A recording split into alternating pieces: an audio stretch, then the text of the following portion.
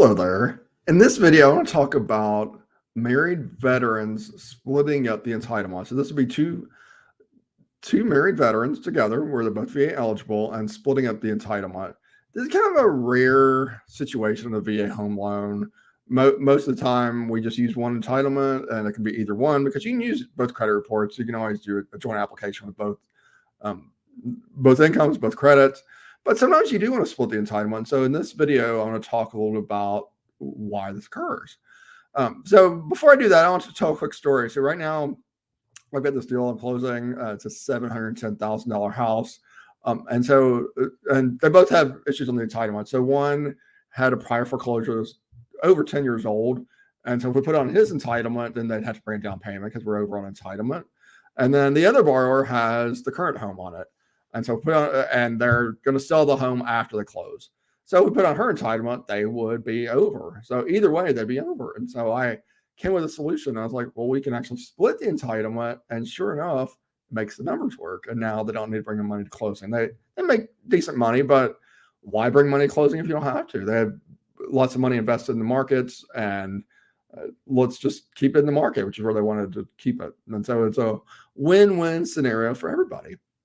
So again, why do you want to split entitlement? And so I kind of mentioned on this one that in their situation, they were maxing out the entitlement. Like I said, either way we did it, we would actually have to put a down payment, and they didn't want to do that.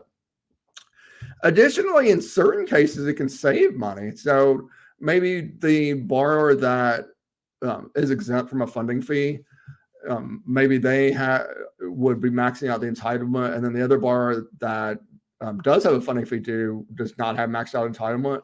Well, in that situation, you might want to split it anyway, because that way you can use that exempt portion to actually lower that funding fee. And that's actually what happened on this one, that one borrower is exempt, one borrower is not. And so what that happens in that situation is that the exempt borrower or the non-exempt borrower, we have a funding fee due on the non-exempt borrower. So basically the funding fee be split in half. So entitlement can be split anyway. So if one veteran has a lot available, we can put it in that particular case. And that's actually what happened on this one. They only had about about 200,000 in entitlement charged on one, and the other one had about 450 charged. And so we just split it in such a way to make it so they wouldn't have a down payment there. So that's really, really cool. Just keep in mind on this that the funding fee will always be a 50-50 split. So unfortunately, you can't tweak it to make the funding fee less. I tried it on this one. The other thing to keep in mind when splitting entitlement is that not all lenders allow it. In fact, most lenders don't allow it, which can be difficult. Like I said, there's a little bit of an advanced strategy. But if you know someone that needs this, then it's definitely worthwhile. Also, like a lot of these more advanced strategies, not all loan officers know how to do it. In fact, most don't know how to do it.